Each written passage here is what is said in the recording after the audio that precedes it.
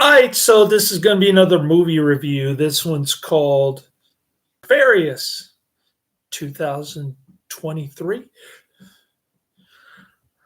Giving it 5 out of 5 stars. I love this flick. Way undid 6.4 out of 10 on IMDb, 20,000 ratings. Nefarious is the and I just watched it at the Star of the Sea Auditorium with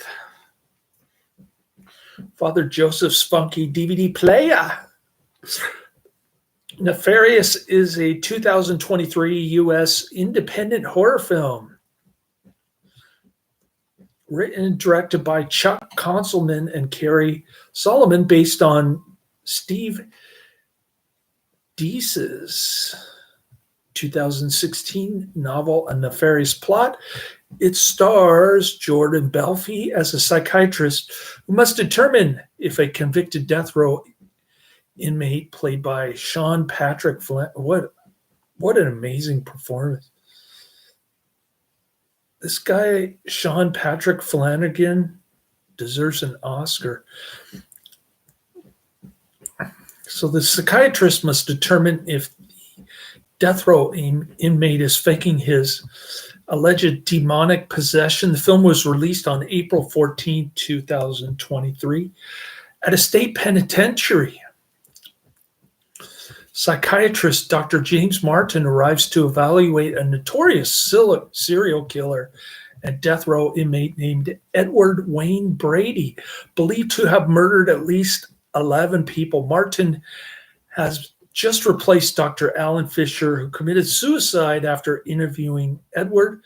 Warden Tom Moss warns Martin that Edward is an expert manipulator who can get inside your head. Edward is scheduled to die by electrocution unless Martin finds him mentally ill and incompetent to be executed. If Martin finds Edward sane, however, he will be executed. Moss is hopeful that Martin will not agree with Fisher, who is ready to declare Edward insane. So he's one of these death penalty advocates. This movie just blew me away. It's anti-abortion, anti-death penalty, anti-euthanasia.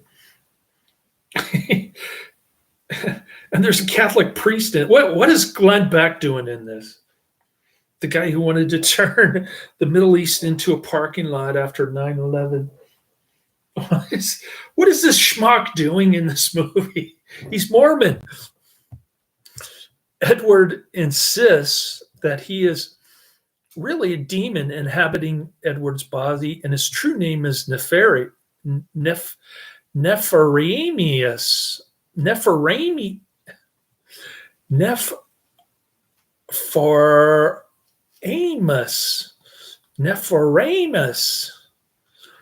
Though he answers to Nefarious, he further defies Martin's assumption that he is trying to escape punishment. He wants Edward to be executed.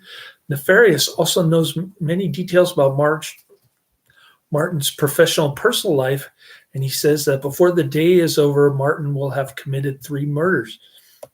Well, he already committed one. He got his mother euthanized in Oregon.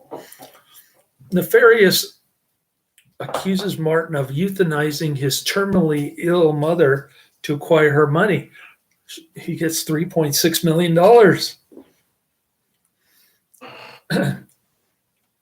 Greed for money, avarice, which is the name of my channel. Martin becomes angry and threatens to leave, but Martin changes his mind, suspecting that Edward suffers from dissociated identity disorder. Dissociative identity disorder. That's a mouthful. Martin tries to reach Edward, but Nefarious allows only limited access to the timid, beaten down man. Martin then draws out Nefarious's explanation of the role of demons in the world. Martin declares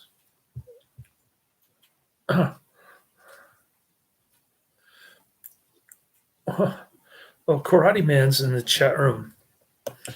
I was at Martin Declares when Karate Man entered the chat room. So the reason why I'm doing this movie review is because I watched it at church. The pastor priest made us watch it on his funky DVD player in the school auditorium. It's a great flick. I'm up to season 2, episode 8 on Renegade. Something called Bonnie and Claire. I guess it's supposed to be a girl and her sister rob banks or something. These white women with fake boobs. Two sisters who are financing a trip to Tahiti by robbing banks. That's Bonnie and Claire.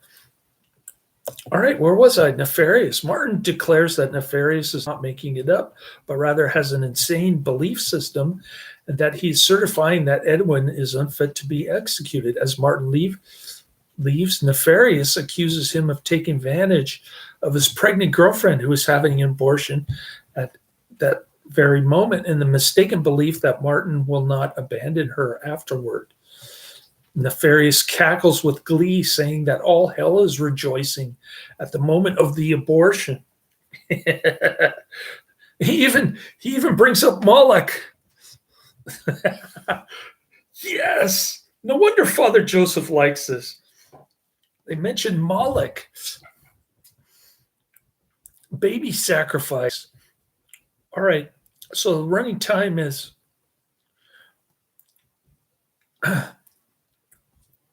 97 minutes. Box office of $5.4 million.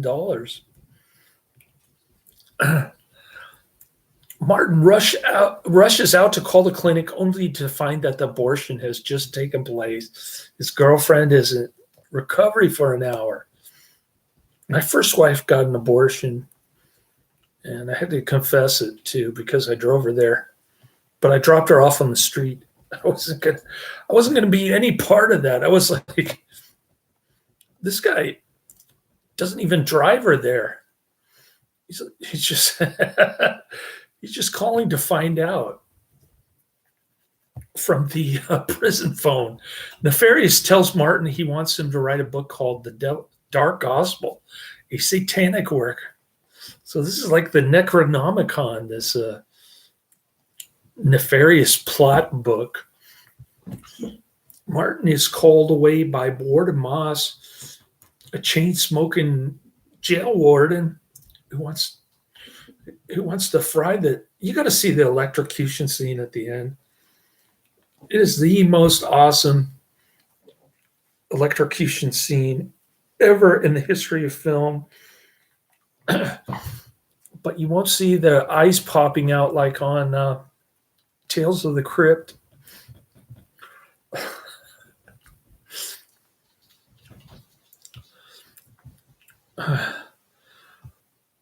Warden Moss, who just found in Edward's prison cell a scrapbook of Martin's life and an already written manuscript for the Dark Gospel.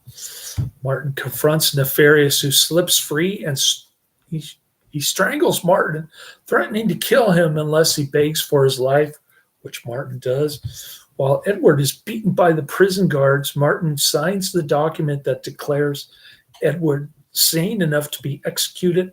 Thus, according to Nefarious, Martin has committed 3 murders: his mother, his unborn child, and Edward. They're trying to say that the death penalty is murder. This is astonishing, but it's true. As Edward sits in an electric chair, Nefarious asks Martin whether he accepts the offer to reap the rewards of publishing Nefarious's gospel. Martin shakes his head. Edward suffers a painful and hideous electrocution. Like I said, the best electrocution ever. They had to do it 2 times because he wouldn't fry to death. Nefarious then possesses Martin, and he forces him to attempt suicide. Martin spontaneously prays to God for help, and the gun he is using misfires. So here's the thing that Father Joseph got wrong. He said that that Martin, the head shrinker, psychiatrist dude, was only halfway believer.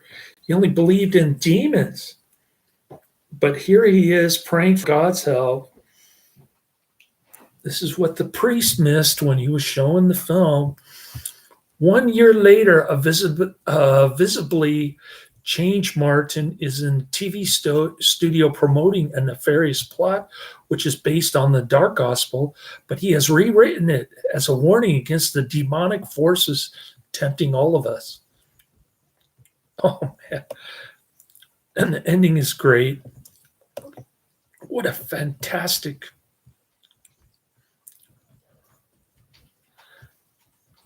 movie. I think I'll be done with Karate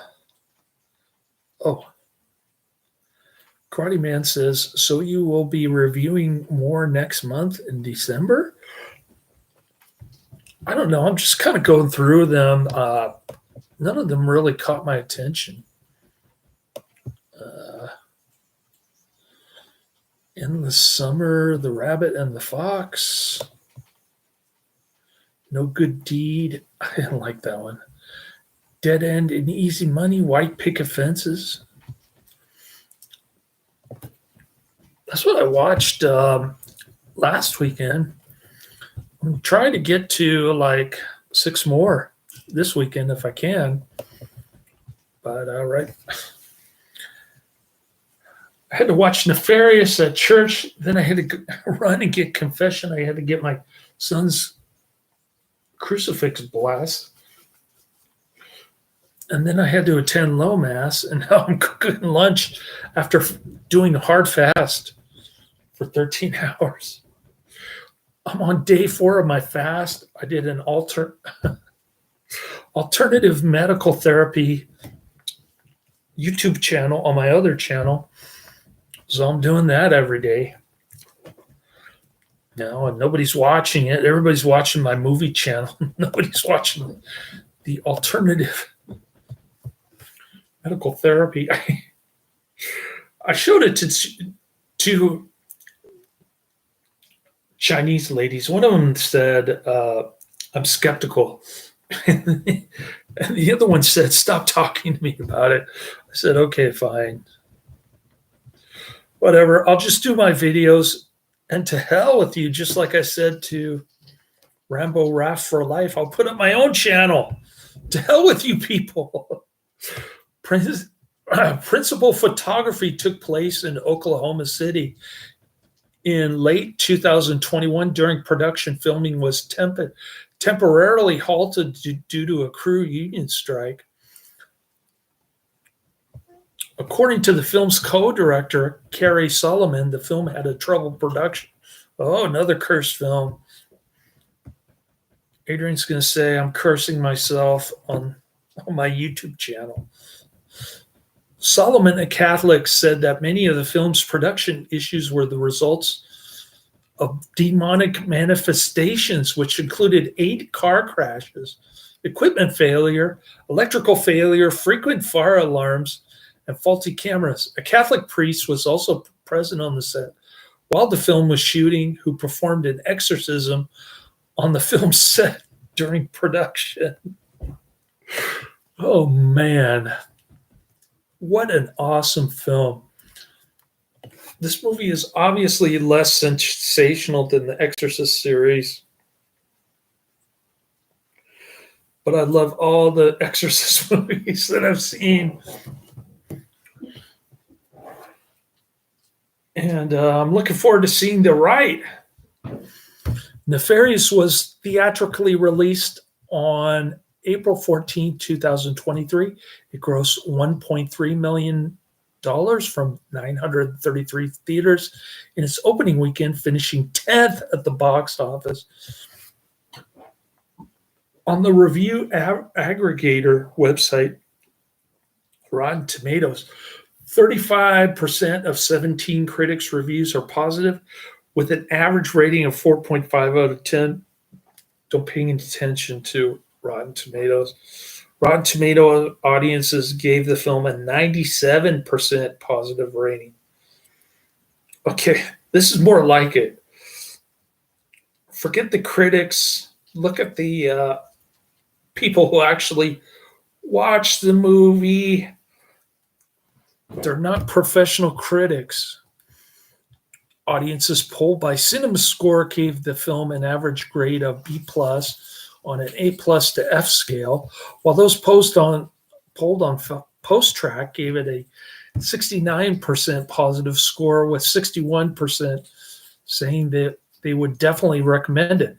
Bill Goody Kuntz of the Arizona Republic gave the film 2 stars out of a possible 5, stating that it lacks subtlety and that the expressed views of the demon were simply a mouthpiece for the filmmaker.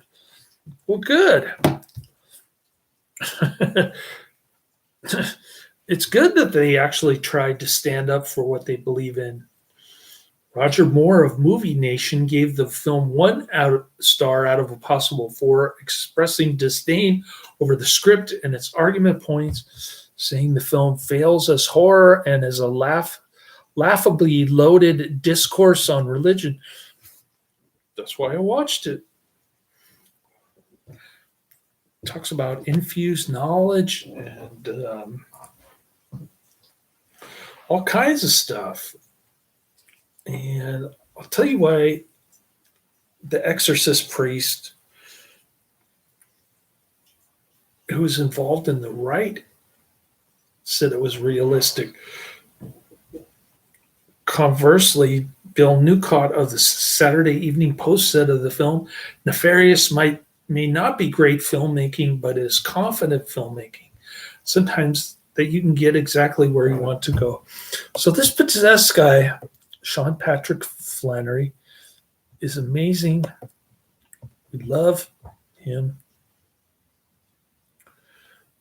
Yeah, I told you what was coming down the pike on my list. He says, Karate Man says, once you are completed watching Renegade, there will be more movie reviews. I guess I'll go over my list again when I'm done talking about Nefarious. So here's the thing that I want to mention. According to the Spirit World Catholic radio station program interview with a Vatican-approved priest exorcist named Reverend Gary Thomas, he actually spoke at my church. He's from San Jose. He uses a lot of head shrinkers, which I don't get. But I'm willing to check out The Rite, 2011. Gary Thomas' experience as an apprentice to a veteran exorcist provided the basis for The Rite, 2011, on which he was also a creative consultant. This was the most realistically accurate film about demonic possession the Reverend Gary Thomas had ever seen. So I posted the movie and the trailer in the description if you want to check it out. I don't think Roddy Man's going to add it to his list, but let me pull up my list.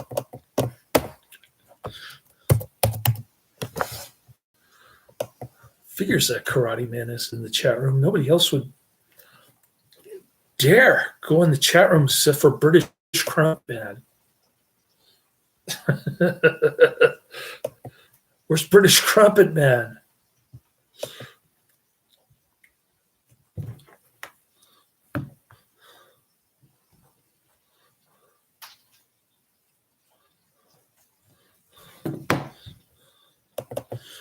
All right, movies list. Let's pull this up. See what we got.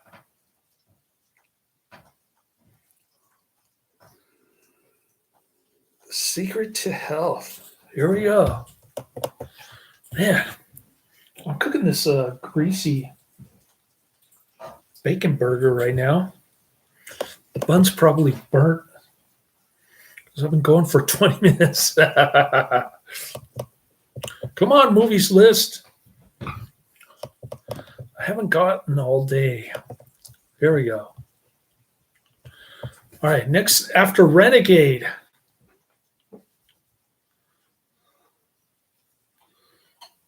Actually, after Nefarious. Renegade I already reviewed, but Karate Man keeps talking about Renegade in the chat room. Next up after Renegade is Above Suspicion, 1943, Failsafe, 1964, and The Replacement Killers, 1998. Those are my next three. British Karate Man. I like me some bacon. I got a lot of bacon in the freezer. I'm going to cook bacon hot dogs too this weekend. Well, nice chatting with you, Karate Man. Check out Nefarious, highly recommended. Laters.